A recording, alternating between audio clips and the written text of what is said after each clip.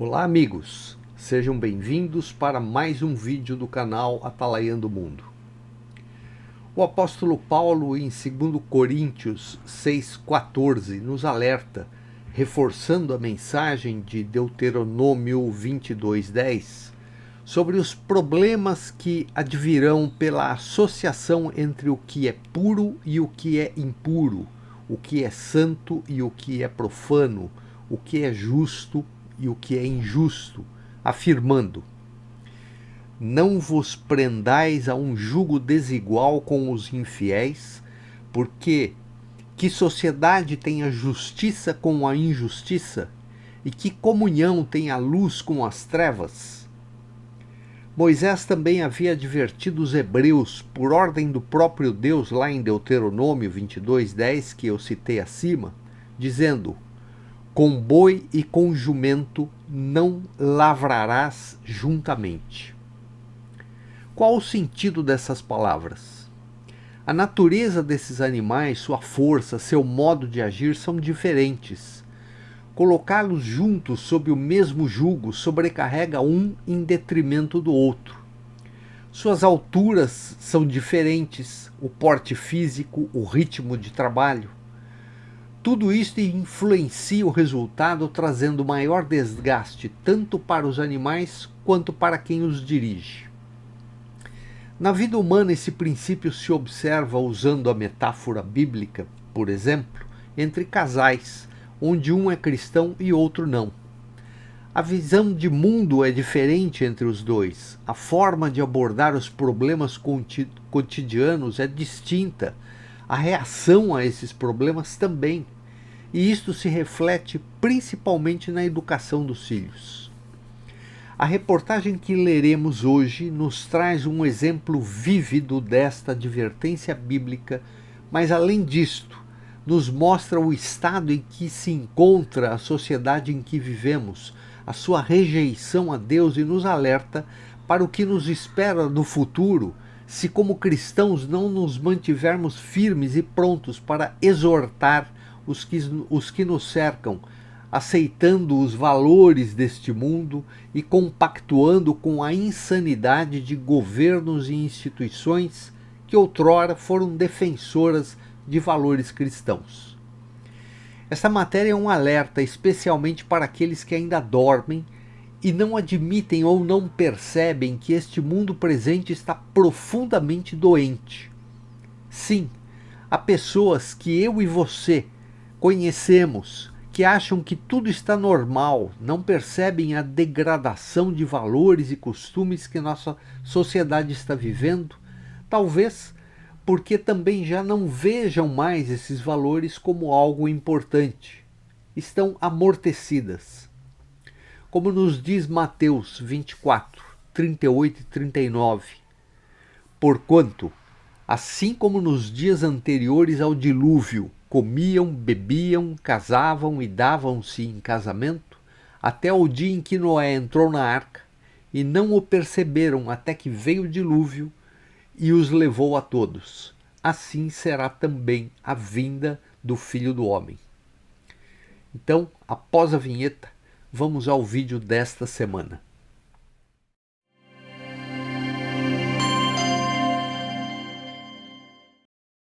Então, a reportagem que eu quero compartilhar, ela saiu em diversos jornais e sites, né? Essa daqui é saiu, é americano esse site, né? Liberty Counsel, que é onde saiu a maior, né? A reportagem mais completa, e diz o título que nenhuma igreja ou Bíblia permitida por ordem judicial. Foi publicado dia 17 de novembro de 2025, essa semana, e o subtítulo aqui: ordem judicial impede a mãe de levar a filha à igreja ou até mesmo de ler a Bíblia. E daí é o corpo da matéria. Ava tem 12 anos e fará 13 em janeiro. A mãe dela, Emily Bickford, não pode levá-la à igreja desde dezembro de 2024. O pai de Ava, que não é guardião, ou ele não tem a guarda da criança, né? Odeia o cristianismo.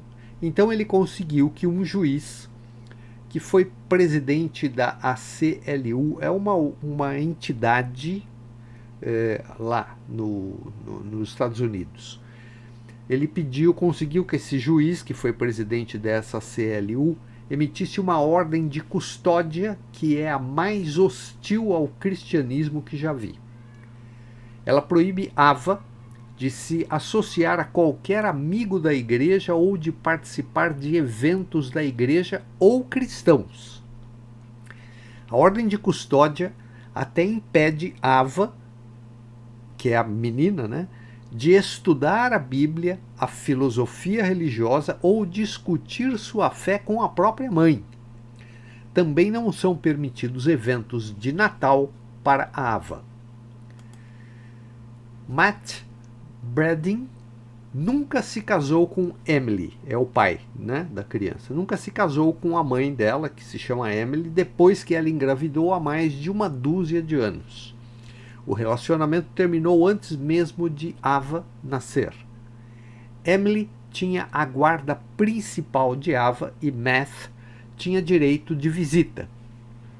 Ava e Emily frequentavam a Calvary Chapel, uma igreja cristã evangélica em Portland, eu não sei se é Minnesota, Maryland, eu não sei o que estado que é. Ela frequenta essa igreja cristã evangélica lá em Portland há 3 anos e meio. Ava informou ao pai no ano passado que estava animada para ser batizada. A menina disse para o pai que estava animada para ser batizada.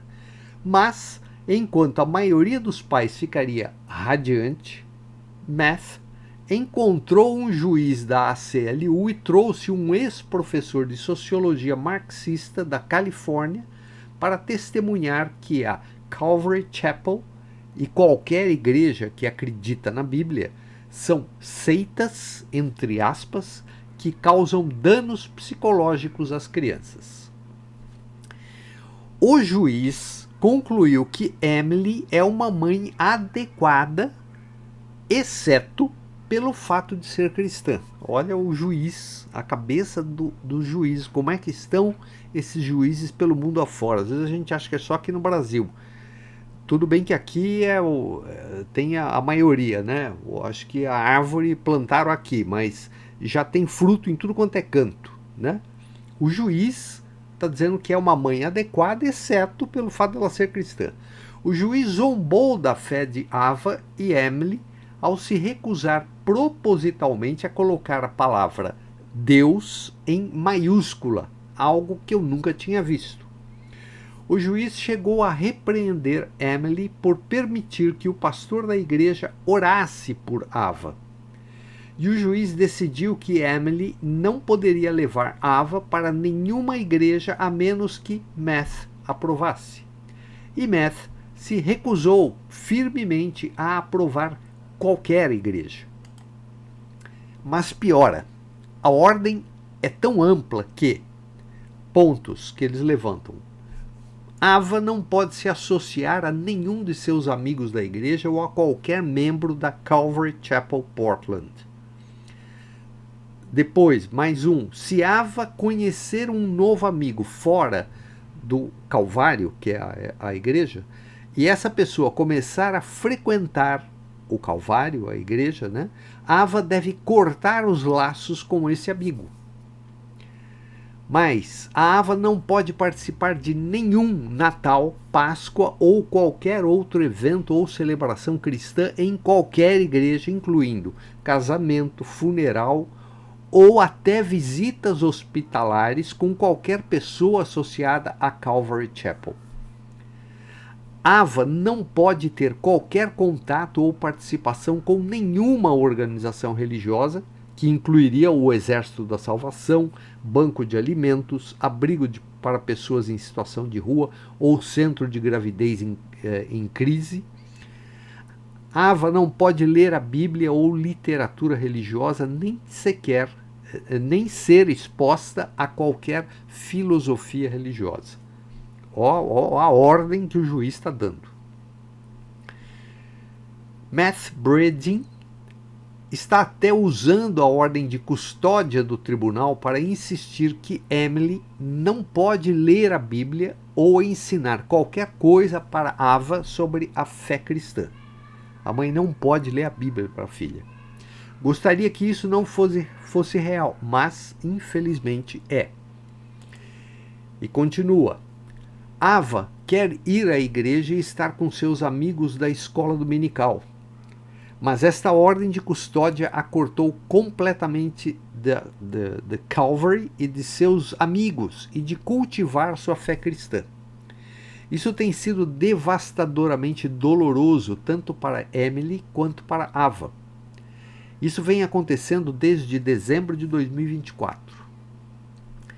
Na última quinta-feira apresentei argumentos orais perante a Suprema Corte do Maine para anular essa ordem de custódia absurda. Isso quem está falando é o advogado, provavelmente. A maioria dos juízes afirmou que a ordem é hostil à religião e que usou uma opção nuclear ao tirar todas as decisões de um pai inquestionavelmente apto, que é a mãe, né, quanto à criação religiosa de sua filha. Então esses juízes estão dizendo que essa ordem, em outras palavras, é até absurda, né? Porque a opção nuclear, quem é a pessoa que tem a guarda da criança? A mãe, né? Com isso ele está tirando as decisões de um dos pais, né? A mãe nesse caso, que é inquestionavelmente apta quanto à criação religiosa de sua filha. A mãe dela é apta, a mãe dela frequenta uma igreja, né? Está ensinando coisas boas para essa criança. Então o juiz está sendo, a ordem dele é hostil a isto. Agora aguardamos a decisão da Suprema Corte do Maine. Lá nos Estados Unidos eles têm Supremas Cortes, além da federal, em cada estado tem a sua Suprema Corte, né? Então vai subir um nível para a Suprema Corte do estado decidir. E termina a reportagem, né, falando um apelo: por favor, orem para que a Suprema Corte do Maine veja esta ordem de custódia pelo que realmente é, discriminação religiosa inconstitucional, e dê a Emily e Ava o direito de voltar à igreja. E daí cita um versículo bíblico: quem fizer um desses pequenos que acreditam em mim tropeçar, seria melhor que ele tivesse uma pesada pedra de moinho pendurada no pescoço e se afogasse na profundidade do mar.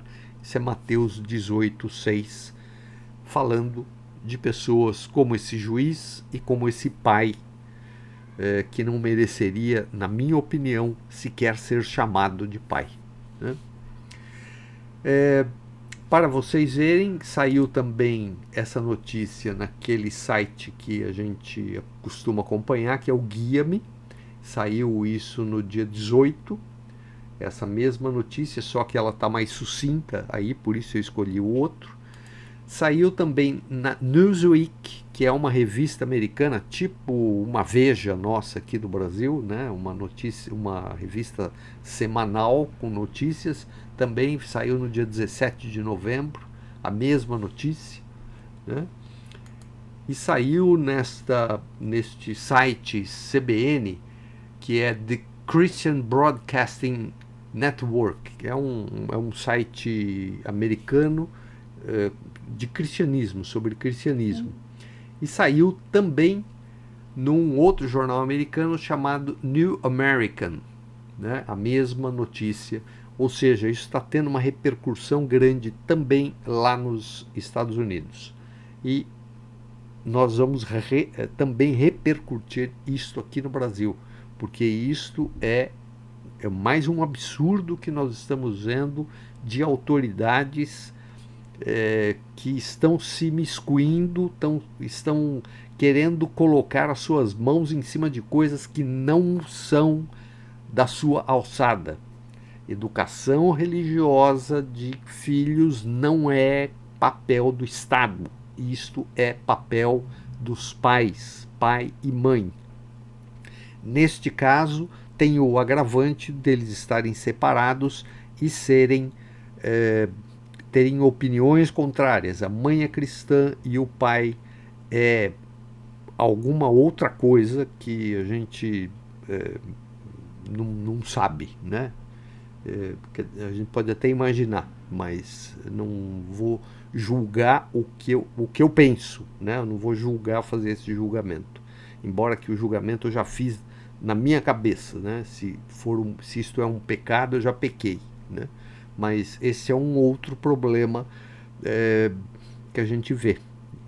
Infelizmente, além do Estado estar se metendo em coisas desse tipo, que não deveria, nem neste caso, eu acho que o Estado não deveria entrar numa situação dessa, porque isso é problema do pai e da mãe, os dois que têm que resolver, né? Então, essa é a reportagem que eu queria compartilhar com vocês.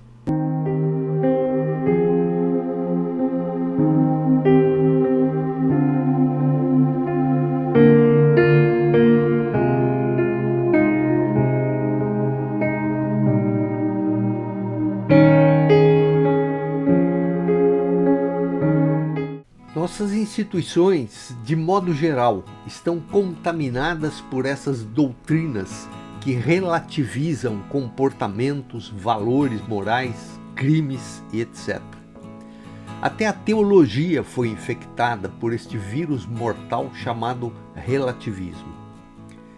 Partindo da premissa de que não há uma verdade absoluta, que tudo é relativo e sujeito à minha interpretação pessoal, a Bíblia e os ensinamentos cristãos passam a ter o mesmo ou até menor valor do que qualquer livro de autoajuda dos gurus da moda. No Antigo Testamento, o sacrifício de crianças a Moloque era praticado e aceito por muitos povos, sendo que, inclusive, os israelitas praticaram essa abominação. Podem consultar lá em 2 Reis 21, verso 6. Mas os israelitas foram disciplinados por Deus com um exílio de 70 anos na Babilônia. Era normal fazer isto, e nos dias de hoje se diria que isto é um valor cultural do povo, assim como sua culinária, música, a vestimenta, o idioma, são valores culturais. Quando Deus cria o homem, coloca em seu coração uma lei divina que, mesmo não escrita, aponta para valores, regras que independem de serem explicitadas. Por exemplo, Caim, quando mata seu irmão Abel, tanto sabe que havia agido criminosamente que tenta enganar a Deus, como se isso fosse possível, com uma resposta evasiva e insolente ao questionamento divino. Deus pergunta a ele: onde está Abel, seu irmão? Ao que ele responde: não sei, por acaso sou guardador do meu irmão? Isso está lá em Gênesis 4:9.